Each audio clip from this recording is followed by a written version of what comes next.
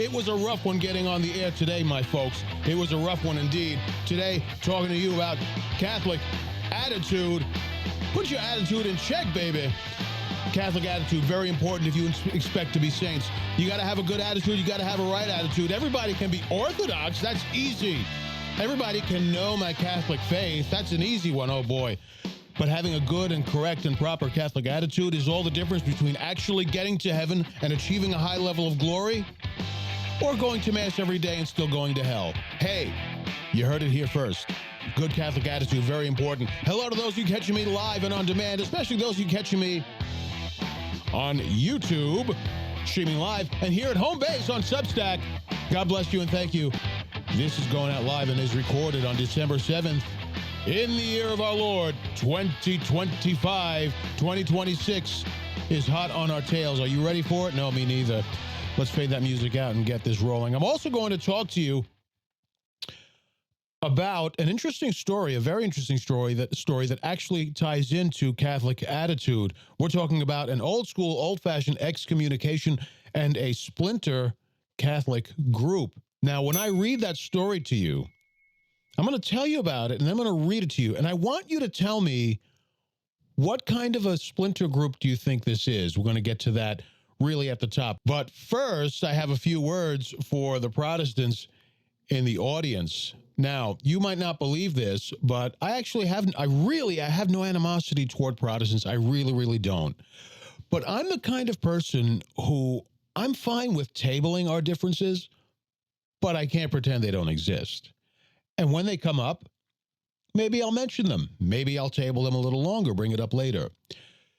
There has been a lot of backlash over a video that I posted, actually a couple of videos that were addressing Catholics. They were actually not addressing Protestants. One of them was on the question of worship, because it's a very common misconception. In fact, it's a lie. It's propaganda that Catholics worship Mary, Catholics worship idols, Catholics worship statues. Protestants, I want to say this to you in a way that's very, very friendly. There is not a single, I don't want to say argument, but for lack of a better word, there's not a single argument that you have against the church that's valid. There really isn't one, okay? Not only that, but most of the things that you say against the practice of Catholicism are so unbelievably stupid, but everyone's afraid to tell you because we'd have to laugh at you first. And I'm saying that in the most friendly way. For instance, I understand it's an ace up your sleeve to tell Catholics that they're Mary worshipers, but we're really not. And you only make yourselves look dumb by saying that. Do you know why? Well, that was the point of the video that I made explaining what worship is, saying that we couldn't possibly worship Mary if we tried, because worship in the Catholic world is what worship was in the biblical world, and that involved an altar, a priest, and a sacrifice. So we couldn't possibly worship Mary even if we wanted to, because worship is the Mass, right? Well, Protestants were in an uproar over that. Do you know why Catholics and Protestants, I'm addressing you both, do you know why so many Protestants, and I'm being very sincere, I'm not doing this for ratings, who the hell am I? I've got like 300 subscribers on YouTube. Who the hell am I? Right? I'm not doing this for ratings. Do you know why they were in an uproar? I'm going to tell you why. And I want both, all Christians, Catholic and Protestants, and evangelicals, to listen to this. I'm going to tell you why they were in an uproar. Because not only did I expose that their Mary worship nonsense is ridiculous, I also exposed that their idol worship nonsense is ridiculous, but here's the kicker. Here's the kicker. I also introduced this question. Protestants, don't worry about whether or not I'm worshiping Mary. You should be worried about whether or not you're worshiping God. That's what they were reacting to in that video. And I'm sorry, Protestants, but that is just the deal. I want to offer this bit additional thought on that. You say you're worshiping God because you go to your church services every Sunday, yada, yada. That's great. And I am not saying that's valueless. I am not saying God doesn't care. I'm not saying anything like that. Your praise, your prayer, all of that is good. But it technically is not worship.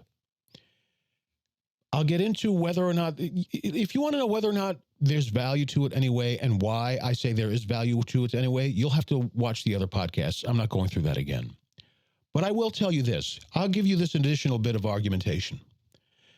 If you assert that what you do on Sundays, which, by the way, if you go to church, Protestants, if you go to church on Sundays to do your prayer and praise and worship, where is that in the Bible? Do you know why you go to church on Sundays? Because it's sacred tradition. It's another story. Let's talk about the Bible. When Moses went to Pharaoh and said, "Let my people go," do you remember why? Chime in the chat room, folks. I'm going to give you a minute to think about this. What did Moses tell Pharaoh was the reason for releasing the people? Because Moses did not go to tell Pharaoh, "Set my people free." Moses was told to go tell Pharaoh what exactly? Do you remember? I'm going to give you a minute. I'm going to give you a minute because I want to chime in. I want you guys to chime in and tell me, what did Moses tell Pharaoh? Release God's people because, do you remember why? It wasn't to set them free. Aha, of course Ellis the critic got it. Anybody else think they have it? Because some people might not have seen what you said. Yeah, okay, let me get right to it. Ellis the critic got it right away. Moses didn't tell Pharaoh, "Set God's people free." He said, let me take my people so that we can go and worship, and then we'll come back. Moses was not told, of course this was God's plan, but this was not what Moses was told to bring to Pharaoh. He did not say, "Let my people go." He said, "Let my people worship. Let me bring my people out into the desert so that they can offer worship to God." Not freedom. Of course, that was God's ultimate plan. But Moses said worship. Well, how peculiar. Don't you think they could have just worshiped there in Egypt if all they were? First of all, the reason for not worshiping in Egypt is because worship involved killing animals as a sacrifice to God. And the Egyptians would have found that horrendous. Horrendous. If you thought the Egyptians hated them before, whew. So that's why they had to do it in the desert, outside of Egypt. First, it was outside of the pagan realm, I guess, but also away from the pagans themselves. Well, couldn't the Jews have worshipped right there in the privacy of their homes in Egypt? What do you think the Jews were doing in Egypt? Surely they were praying. Surely they were offering prayers of praise and even singing songs of praise to God in Egypt. But to worship, they had to leave Egypt. They had to leave Egypt to worship. Let's go again. Let's go also biblically to the exile of the Jews. There was a period in Jewish history where they could not worship. Well, what do you think they were doing in Babylon? They couldn't worship. Do you think they weren't praying during the Babylonian exile? Of course they were saying prayers during the Babylonian exile, but they could not worship. So clearly, my friends, what you guys do on Sundays, if you're a Protestant or evangelical, and I'm not saying it has no value, what I am saying is it's technically not worship. What you have just heard me give you are two biblical bits of evidence. That's Bible. So I want you to consider something. Maybe now you are the exiles in Babylon, because maybe now you are the ones who cannot worship. Why? Because it is you who have exiled yourselves. You separate yourselves from the church, and you remain separated from the church, choosing instead to latch on to anti-Catholic tropes and propaganda that are not true. So this is your time right now. This is a time for you to decide, do you really want to be in the crowd? Do you really want to be one of those who actually worships God, not just praises him, glorifies him, offers prayers to him? All of that is great. But do you want to worship him? Then the question is, does God care if we worship? Well, yes. Yes, God cares. Worship is something that God expects. That's normal. That's normal in our relationship with God, is worship. Prayer is good, praise is good, sure. But he expects worship. That's the height of it all. You can choose in your life to come home to Rome and to be part of the Catholic Church. I refuse to be a Mary worshiper. Don't do it to yourself, because we've already been there. We don't worship Mary. If you're not at peace with the Catholic practice of Marian devotion, that's okay. You can save that one for later, okay? But I strongly suggest that you bring your own exile to an end and come home and offer good and proper worship to God. And that's all I got to say about that. That's the first phase. Hello to Richard Hogan. Bro, that sounds like an 80s TV show, like Thursday nights at 7 o'clock, only on NBC. Richard Hogan, MD. Sounds like a show. That's beautiful. Richard Hogan, MD? Is that your real name? You should trademark that name. Thank you for joining me.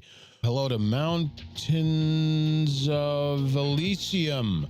Wow. Listen to this comment by Mountains of Elysium. God does care if we worship. He cared so much that he gave his only son. You could put a period there and that's already a banger. But he goes on to say, unlike with Isaac, he didn't hold back the sacrifice. Pretty good.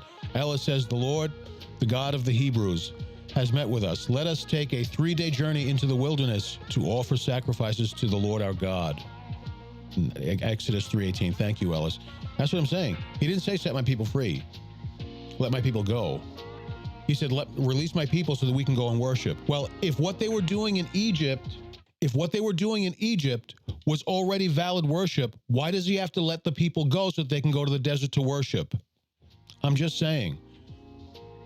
And if you happen to be a theologian who's going to get on my case about this, that's fine, because I like being corrected when I'm incorrect, when I'm wrong. That's fine. But I want you to know it's not going to be easy, because the Bible is very, very strong on this.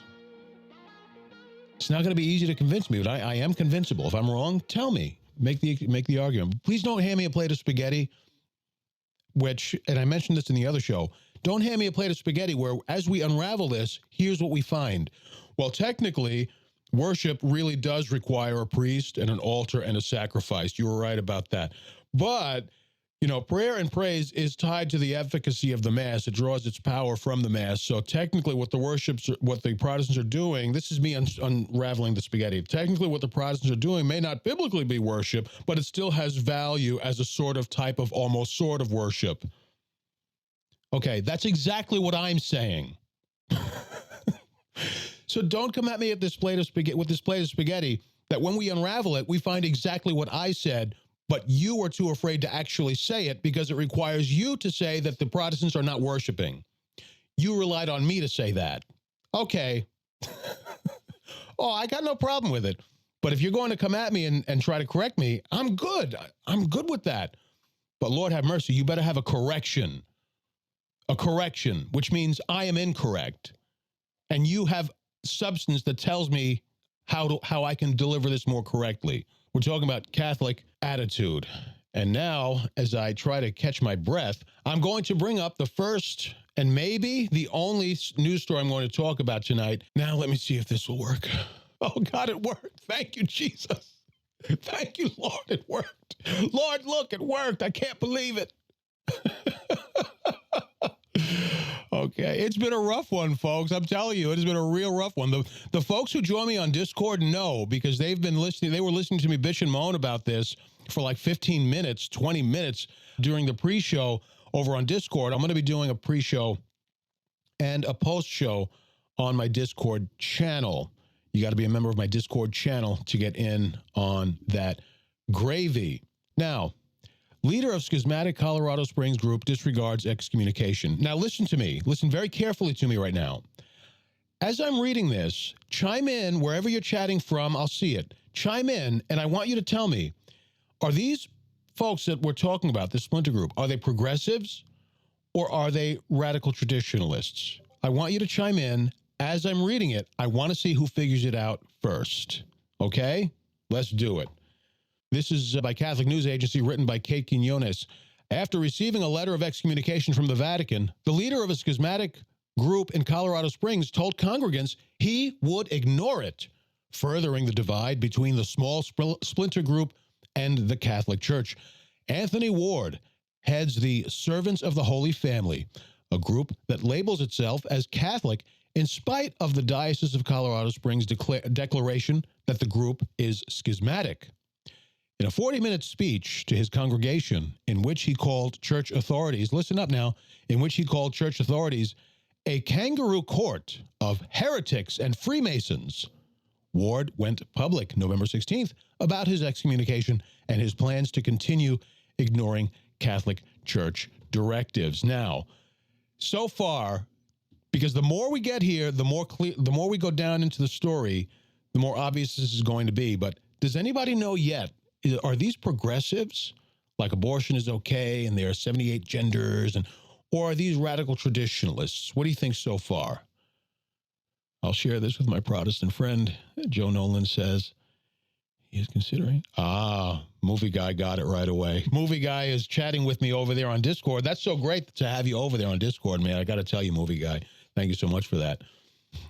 Ellis, of course, Ellis the Genius. Ellis, you should change your name to Ellis the Genius. Ellis the Genius. That would be so funny. That would be so funny if you actually changed your name and call yourself Ellis the Genius. That would be so funny. Ellis the Genius says, reminding me of some sedevacantists. You nailed it. These are either radical traditionalists or sedevacantists. They're kind of one and the same, just a hair of a difference. Let's go back to the story. During a secret ceremony in 2024, a bishop, whose name was withheld at the time, consecrated Ward as a bishop without papal permission. You see why it sounds like sedevacantism, but I don't think it is. I think it's just... I think it's just radical traditionalism. Like, it's no big deal. Oh, but it's just radical traditionalism. Come on, TJ, what's the big deal? In the Catholic Church, only the Pope can appoint bishops. Consecrating a bishop without papal, you know this already, folks. Let me skip down. Though excommunication is medicinal, yada, yada, yada. Excommunication is supposed to be medicinal. It's not supposed to be necessarily punitive. It's supposed to be corrective. Okay, that's what that's saying. Embracing the claims of the letter, Ward said he will continue to disobey, instead putting his loyalty toward what he called the true Catholic faith. Quote, I have not and will not obey commands from a kangaroo court composed of heretics, schismatics, and Freemasons, representatives of the vile, sinful perversions, enemies of the cross of Christ, Ward said. I don't know if he actually sounds like that, but I think it's funny to make him sound that ridiculous. Once I got there, folks, you were going to know we were talking about some radical traditionalists, right? You were just going to know that for sure once we got there. But here's the challenge. Don't they also sound like sedevacantists? If you know anything about sedevacantists, you're thinking, they do sound like sedevacantists, but certainly they're radical traditionalists because they started out, they were in the church before this excommunication. Yes. So they sound like rad trads, and yet they also sound like sedevacantists. Where am I going with this? The difference between rad trads and sedevacantists is the difference between a half a hair and a whole hair. If you split it in half. That didn't come out right, but you get what I'm saying. It's a hair's difference between radical traditionalism, today anyway, between radical traditionalism and sedevacantism. It's a hair's difference. Didn't used to be that way. It's that way now. What's the difference between ordinary run-of-the-mill traditionalists and radical traditionalists? Well, ordinary traditionalists are here. Radical traditionalists are here. But there's also an ordinary tradition. There's also a traditionalist camp in the middle, in between them, where they're not quite as radical as rad trads, but they're not far. You understand? They're a little further away from sedevacantism than radical traditionalists, but not very far. The point I'm trying to make with you is when you have a bad Catholic attitude, the movement from orthodoxy to heterodoxy is a sure one. The movement from heterodoxy to apostasy or heresy is a sure one. It could take years, could take months. I've seen it happen in the course of months with people. The difference is Catholic attitude. Now, let's get on with it. Let's talk about Catholic attitude and what that means. I'm going to do this to the very best of my ability, considering the fact that I didn't have as much time to prepare as I usually like to have because so much tech was going wrong. But I'm going to do my very, very best. Attitude. Sorry. Now, Oh, God, we can't hear that guy twice. It's already rough trying to hear him once. Can't listen to him twice. I'm just going around the room here. Let me see if anybody's saying anything that should be shouted out, called out, congratulated, something. Anybody to say hello to? Hello, Mounds of Asilium. That's such a cool name. I'm trying to remember what movie that was from, Asilium. Many Protestants look down on Catholics. In doing so, they turn their backs to God. I'll tell you, man, many Protestants look down on Catholics, and in doing so, are they turning their backs on God? I think some of them are. Some of them are not. In either case, most of them are not doing it on purpose. I will say this, though, that I'm learning lately about Protestants, and I think this is a shift in Protestantism. I think this is a shift, something that's happening now, or that is happening now that we haven't seen before, is even Protestants have Protestants. Protestants have radical traditionalists. Protestants have their lefty-loosies, if you want to call them that. And they have that problem worse than even we do. Because there are some very solid Protestants who really are not anti-Catholic. I'm encountering more and more, this is true for about the last 10 years, I think, that I can say I've regularly encountered Protestants who do not deny that Catholics are Christians. They have their disagreements with us, right? They have fewer disagreements than Protestants used to have. They have some core disagreements, of course, but they do not deny that we are Christian. Whereas Protestants of the past, that was always a question for them, right? Protestants are more and more warming to the fact that Mary deserves more than a pat on the back.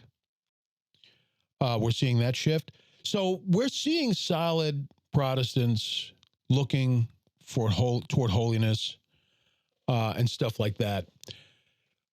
We are also now that this group of like solid Protestants is set apart from the rest of the batch, what we're seeing in the batch now has less room to hide. They have less people to hide behind. So what we're seeing now is Protestants who actually aren't Christian. They're cultists. They're from the cult of the Bible. You might say someone, I think on Discord, I don't remember, someone made a comment. It might have been a comment on YouTube. I don't remember. But he quoted Flannery O'Connor, who said, so many Protestants are, I think he said, Christ haunted. They're Christ haunted. They're not really Christians. They're Christ haunted. I see that where there's a cultism in the non-Catholic Protestant community. And there's a lot of them. I'm finding that. There's a lot of them. I'm not saying it's all Protestants, but I'm saying it exists. There's a lot of them. And I'm finding Protestants who may not be so solid, but they do believe in Christ. They love Jesus. They read the Bible. They want to model themselves after what they see in the Bible, what they see in the life of Jesus. And now those are all good things. But they don't know the Bible near as well as what I used to think they knew. Not anywhere near as well. Not anywhere near as well. Their biblical arguments are particularly very, very bad. Some of them will flat out reject biblical arguments. It can be explicit in the Gospels, and they will reject it, which I cannot believe. So something strange is afoot over there in Protestant town. Whatever, it's not up to me to minister to them. What I'm trying to do is protect and preserve my brothers and sisters in the Catholic Church and to help God and the church to make saints out of them. All right, let's get back into it. Catholic attitude. Actually, let me just use this PDF that I put up for people on Discord. By the way, folks, I strongly encourage you to join my Discord because that's where community can really happen. There's some activity and stuff going on there, not just that you get to chit-chat with other good Catholics, but you get to learn your faith a little bit, share prayer requests, ask questions. They don't have to be religious questions. If you need life advice and stuff, we've got a questions panel there. I have an apologetics training channel there. I drop It's really interesting. It's really fun, but it's not going to be as interesting or as fun without you there. Discord.gg/firebrand. You'll also see this link everywhere on socials, especially here on YouTube. It's one of the links that I've put up in my profile. Discord.gg/firebrand. And I also encourage you to sign up for my newsletter, CatholicFirebrand.com. And that's about all the energy I have to plug that. CatholicFirebrand.com. Come on with it. All right. So let's take it from the script. Usually I don't do this, but today I'm going to have to because I'm so off track. Today I want to talk to you about something we don't usually hear in homilies or in catechism class. We talk about faith, morality, doctrine, sacraments, but not this. Attitude. Your Catholic attitude. What is a Catholic attitude and why is that important? First, attitude is important because it determines where you're going, right? It guides your trajectory, which means it determines your destiny, your destination, okay? If you have a bad Catholic attitude, you may not get to your destination, holiness, sainthood, or you might get there and not achieve a very high level of glory. If you want to be a powerful tool or weapon in the hands of Jesus Christ, you can't be a slob. You cannot be a Catholic slob. You have to get tough. You have to have a good Catholic attitude, and that's just the bottom line. Folks, you might think, well, thank God I'm not a slob. How do you know you're not a slob? Do you know how many Catholic slobs I encounter out here? I'm being very serious. This all has to do with Catholic attitude. Catholic attitude determines what kind of Catholic you will be. What kind of Catholic you are determines where you wind up at the end of your journey. I'm not saying you're going to wind up in hell with a bad attitude. I have no idea. What I do know is having a good and strong Catholic attitude actually is not optional. It's really not optional. When I talk about Catholic attitude, I'm talking about a disposition, an interior disposition of soul, a psychological or a mental, an intellectual disposition. I'm talking about a receptiveness to truth and reality. That takes humility. So that's the first characteristic of a good Catholic attitude that I'll throw at you, is humility. Folks, someone just recently said, I don't need your biblical evidence. I know my faith very, very well. Someone recently just said that very thing to me, a Catholic. I don't need biblical evidence. I know my faith. Well, you're literally saying something contrary to what's in the Bible. Don't need the biblical evidence. I know my faith. First characteristic of a good Catholic attitude is humility, recognizing or acknowledging your own smallness, acknowledging that some people have something to offer that you do not possess. I don't need your biblical evidence. I know my faith very well. Okay. That's someone who has a very bad Catholic attitude. How are you going to better yourself if you have a bad Catholic attitude in that you don't have the humility that leaves you open for correction?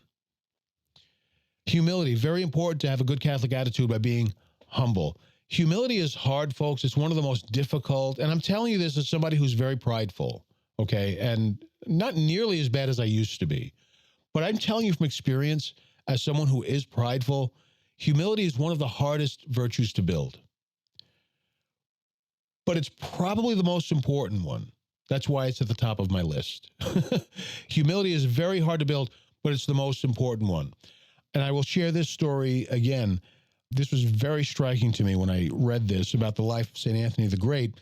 There was a day when St. Anthony the Great, or St. Anthony of the Desert, was given a vision of all of the temptations, or he was given knowledge, I don't remember exactly, a vision or knowledge of all of the temptations that humanity would face until the end of time or something.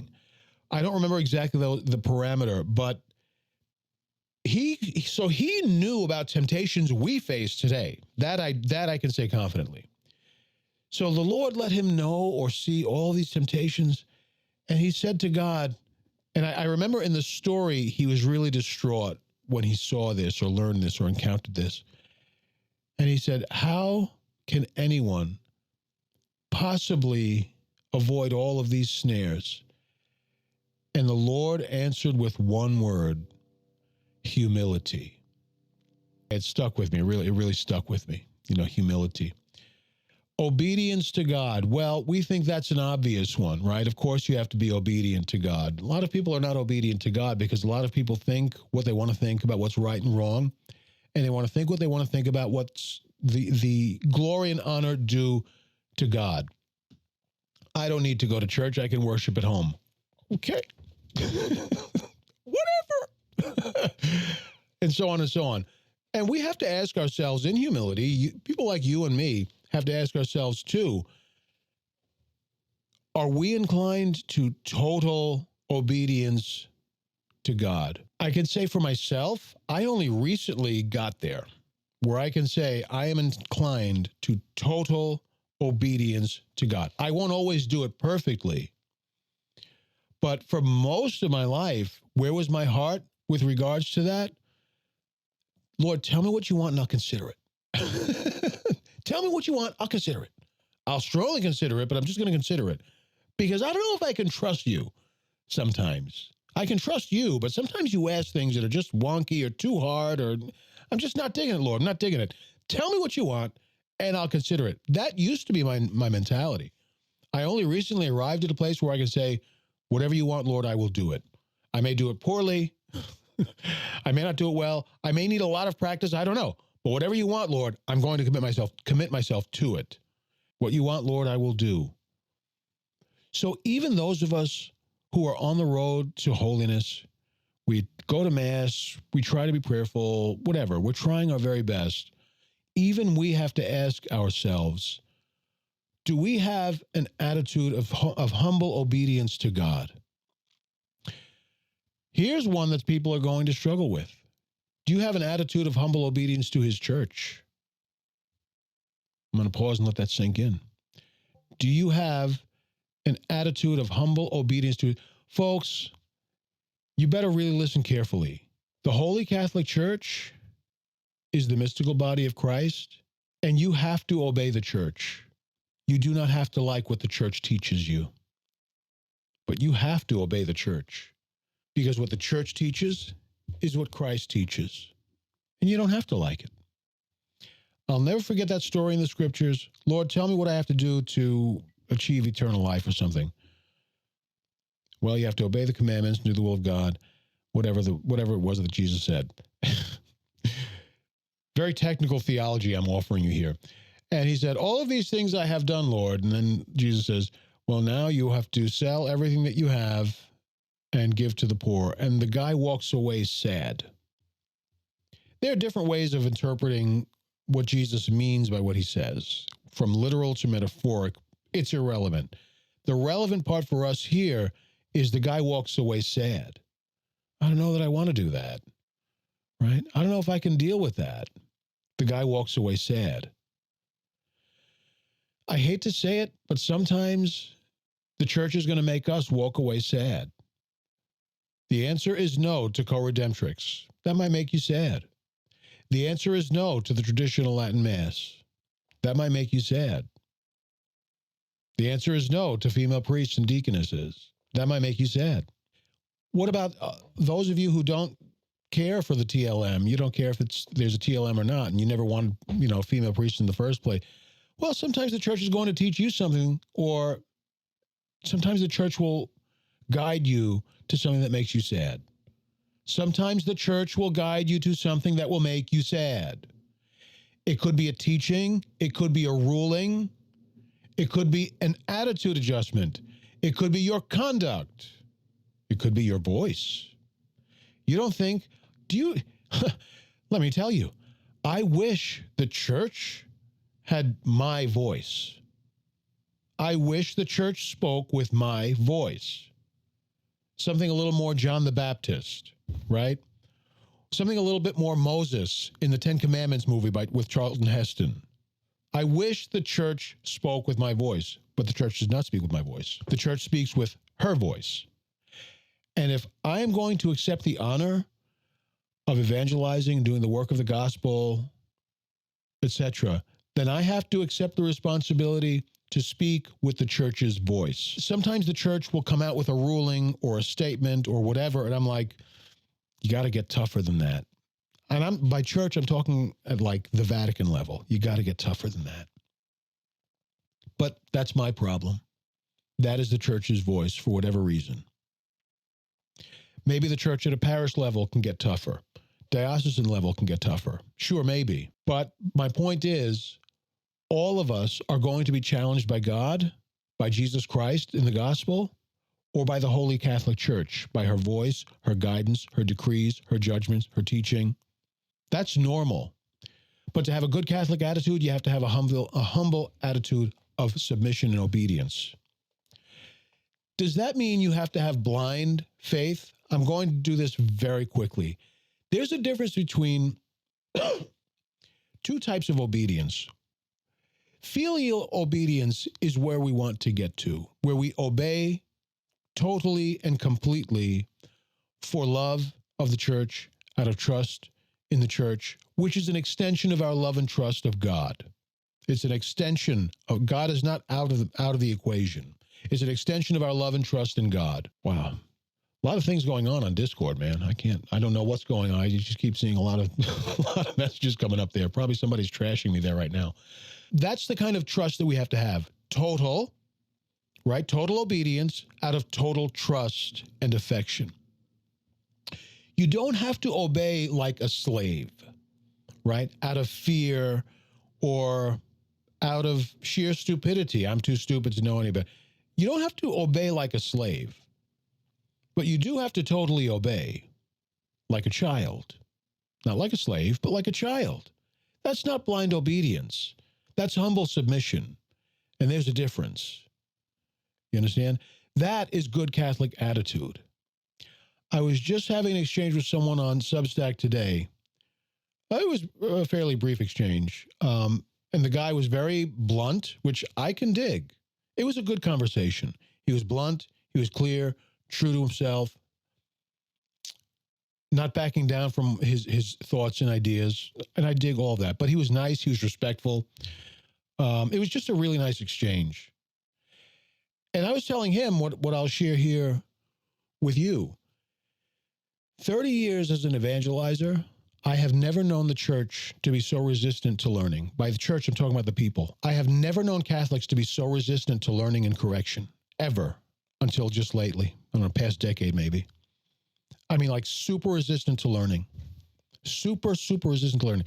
Well, I think that blah, blah, blah, blah, blah. Well, this is what the church teaches. Nope, don't care. Or, well, this is what the church teaches. Nope, that's not what Thomas Aquinas said. Thomas Aquinas never said that. But this is what the church teaches. Thomas Aquinas is not the church. Nope, Thomas Aquinas was a doctor of the church and yada, yada, yada. I don't know. They go on there. Thomas Aquinas platitudes, whatever. You can tell them a million times. You're talking about the same Thomas Aquinas who, for a very long time, did not believe in the Immaculate Conception. That Thomas Aquinas? Hey, folks, if you're a fan of Thomas Aquinas, God bless you. So am I. But no saint is the magisterium of the church. You know what? Thomas Aquinas would tell you that too. Moving on. People are very resistant to learning. They're very resistant to correction. Very resistant to correction. And I blame the scandalizers in Catholic media for that. Independent Catholic media, who have people so terrified of the Holy Catholic Church that they have. People today feel like they have to protect Catholicism from the Catholic Church, or they have to protect the Blessed Mother from the mystical body of her divine Son. Makes sense, right? That's the church that we're living in. You have to have an attitude of humble submission and obedience. Highlight the word humble there. To have a good Catholic attitude, because your path from here to sainthood is a path of challenge and correction. And if you don't like to be challenged and corrected, my friend, you will either not make it to heaven, or you will not make it to heaven at a high level of glory that God intended for you to have. Good Catholic attitude. Let me take a moment and give my voice a break. Go around the room, see if anybody's saying anything worth calling out. Oh, Jam Rat says, thank you for being faithful to the magisterium. I wasn't always so. This is what brought me to your channel. Oh, I'm so glad, Jam Rat. Let me tell you something. Talking about faithfulness to the magisterium. Things sometimes have been rocky rocky for me with the magisterium. And I piled through anyway. I was nervous about the synod thing. I still think the synod thing is stupid, but I don't think it's like anti-Catholic. I wouldn't say I was nervous. I was feeling the same vibrations in the air that everybody else was feeling. But what I did with it is different from what they did with it. Because they said they're going to ordain women. They're going to destroy the church. They're going to change doctrine.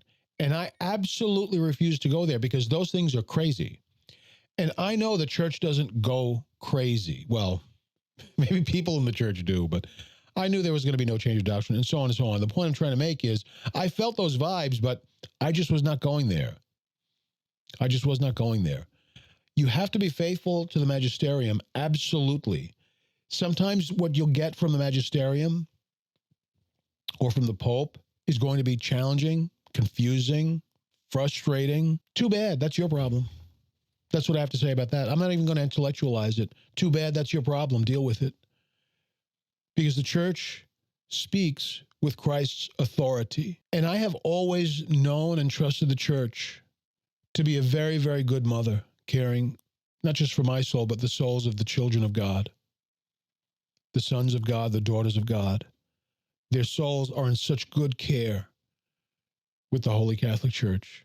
Like, and I believe that, man, deeply, very, very deeply. Like, I see the church as a mother caring for this. Every confession is a silent rescue mission.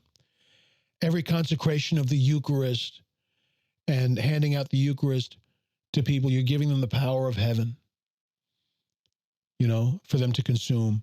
I've always known this, that the church, that souls are in very good care with the church, not just in theory, but actually, actually. Every blessing, every anointing, oh man, I remember one time I was taking my class, this was years ago. I was taking my class to confession. It was like, you have to go to confession before Christmas or something. It was one of those confessions. And because it was the whole program, it was a bunch of kids. So they did the confessions in the church, like in the open, but, spread out and stuff. But you couldn't, I think there were 2 confessionals there. You can't do the whole program with 2 confessionals. Anyway, so I'm far enough away. But every time I saw the priest raise his hand over this child, doing the prayer of absolute, oh my God, man, I get goosebumps now remembering it. Raising his hand over this child, giving the prayer of absolution. And by then I was like an expert at going to confession, like I knew the prayer of absolution by heart, so it's almost like I'm hearing it like in my memory as I'm watching this. And I didn't have like a vision or anything. I didn't literally see this, but it was as if I was seeing these chains fall from this child, because you could see in this intensity in this child's face. He was like in the 7th or 8th grade, the intensity in his face that he was really giving a confession, I don't know, man. I can't put words to it, but watching, it wasn't just this one priest with this one child. Every time I saw a priest raising his hand over a child, do the sign of the cross and the absolution, I was like, Lord have mercy, this is beautiful. This is so cool. I wish I had words to express like what I felt inside as I was watching this, but this is how I see the church.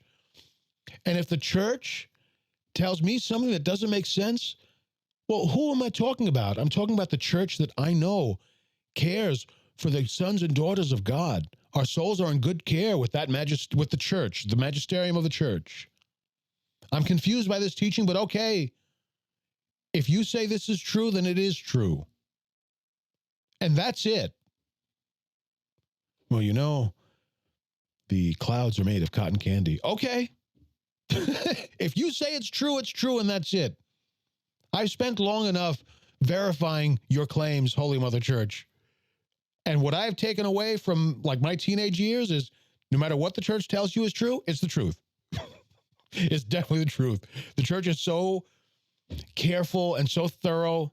You tell me something is true that's different from what I think is true, and I tell you, Holy Mother Church, I will say that I'm wrong. I got it wrong. I got it wrong and you have it right. Doesn't matter how sure I am, I must have gotten it wrong and you got it right. And then it's up to me to figure out where I got it wrong. True. That's the attitude that you have to have. Because why does the church exist if not to prepare us for heaven? Part of that preparation is a conversion of the mind, right? A conversion of the mind, not just a conversion of the will, but a conversion of the mind. And if we block the church from being able to do that, where do you think you wind up? Where do you think you wind up? And my thing is, I don't just want to get to heaven. I want to experience holiness now with this body in this life. What did God intend for me to experience when he thought me up and you? What did God intend for that experience to be like before sin entered the mix? I want to get as close as possible to that experience now in this life.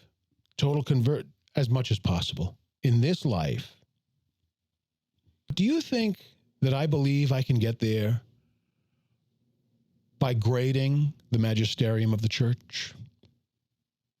You going to grade the magisterium of the church, my friend? Who the hell are you? You answer me that one, and it better be real good.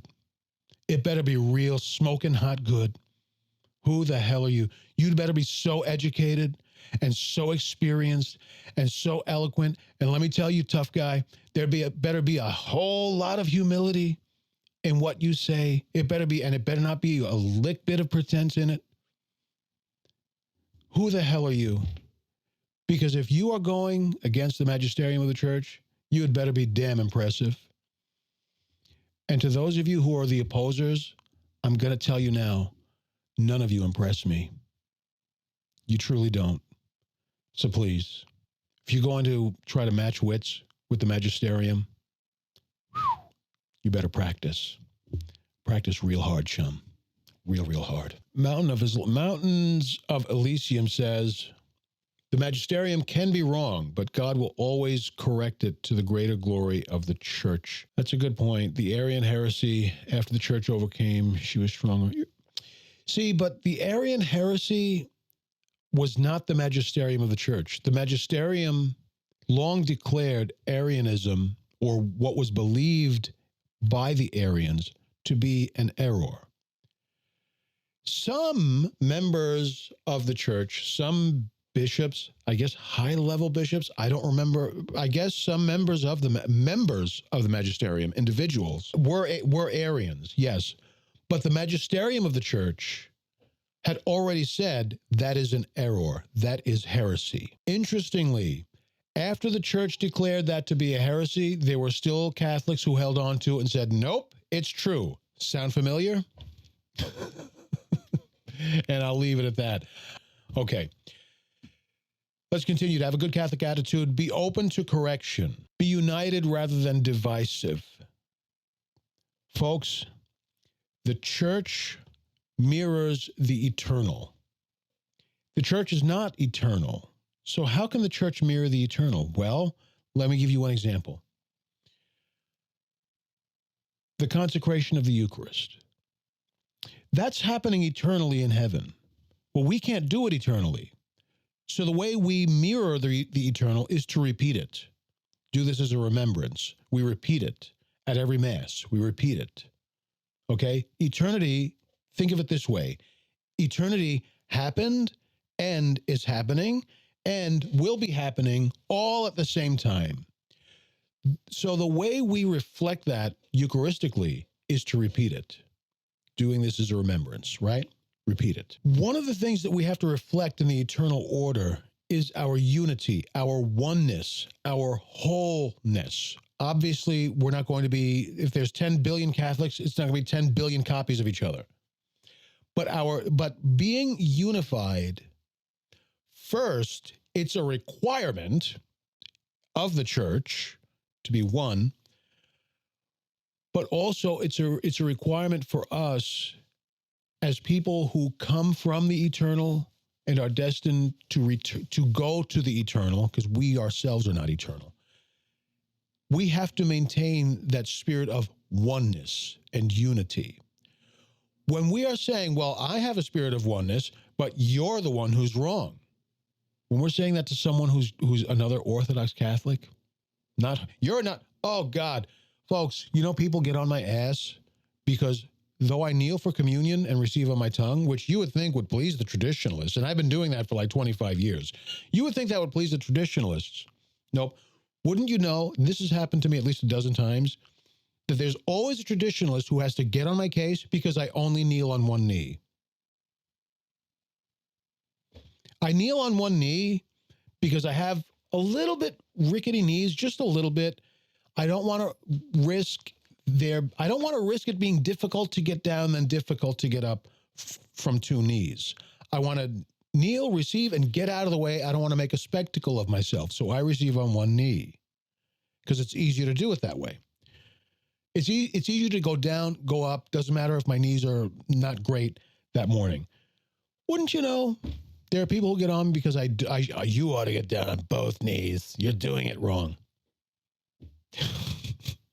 We have to have a spirit of oneness and unity.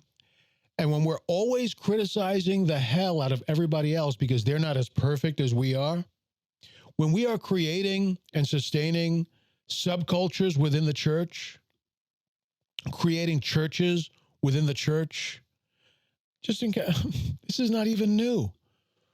LifeSite News, referring to Archbishop, what do you call Vigano now? Former Archbishop? I don't know what you call him now that he's been excommunicated. I really have no idea. And I want to be respectful. But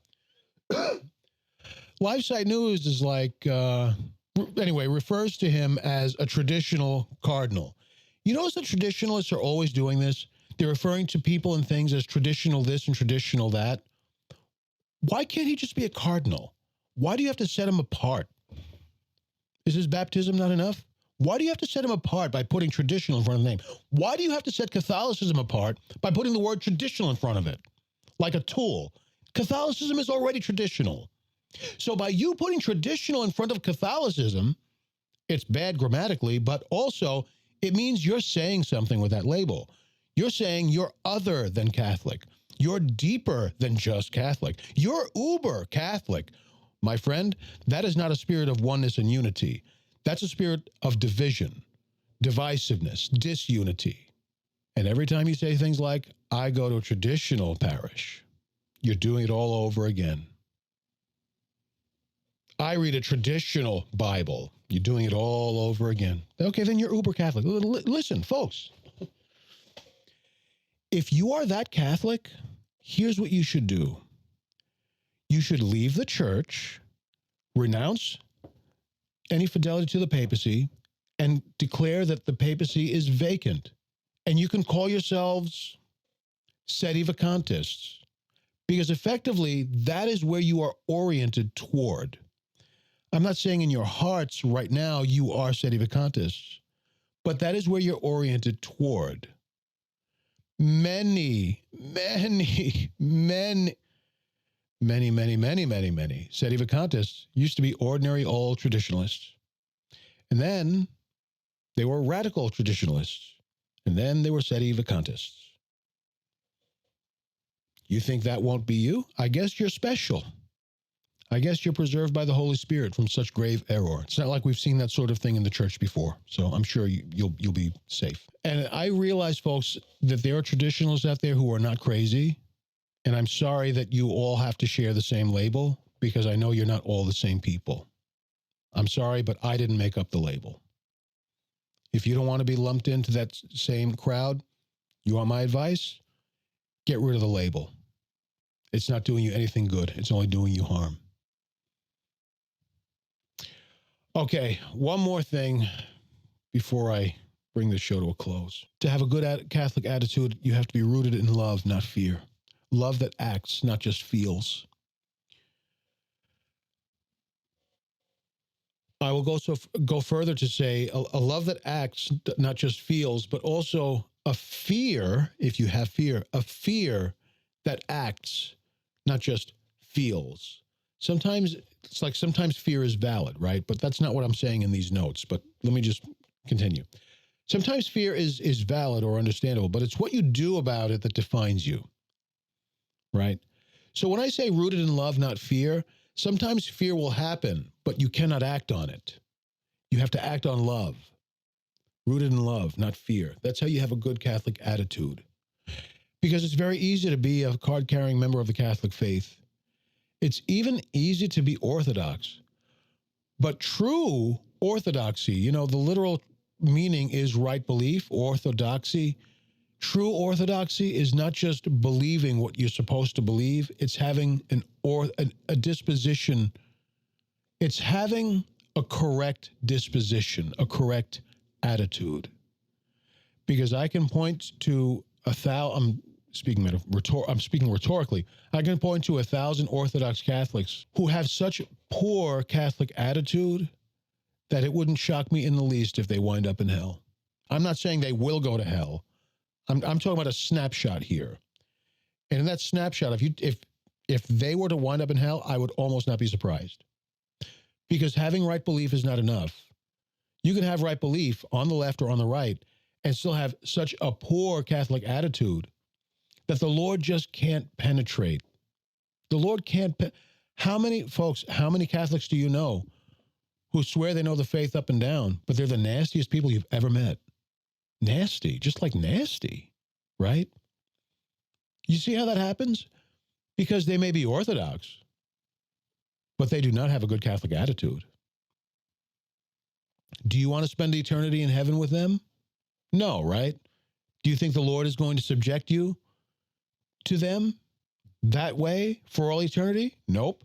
So they're either going to get converted on earth, or they're going to complete their conversion in purgatory, or they're going to continue so far down the hill that they're not going to get to heaven at all. But one way or another, that will not wind up in heaven, that attitude. It'll get converted out or beaten out or just left out.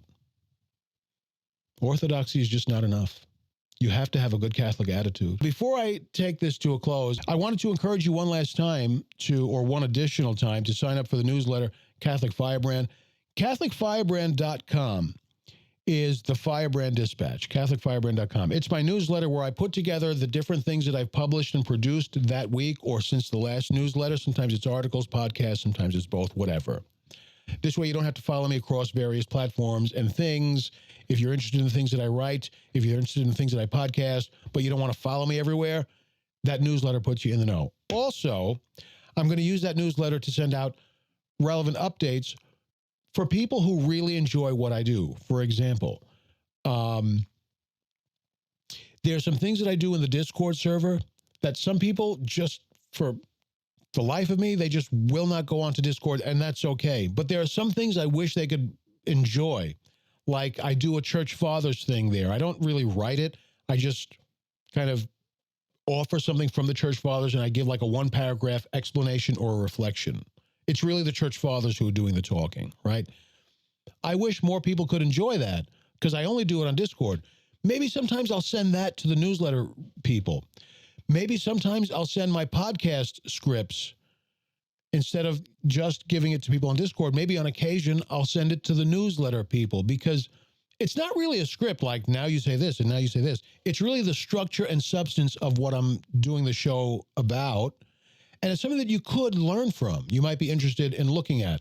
Maybe on occasion I'll send those scripts to the newsletter people, stuff like that. So if you're really into what I'm doing, you would really benefit from subscribing to that newsletter, CatholicFirebrand.com.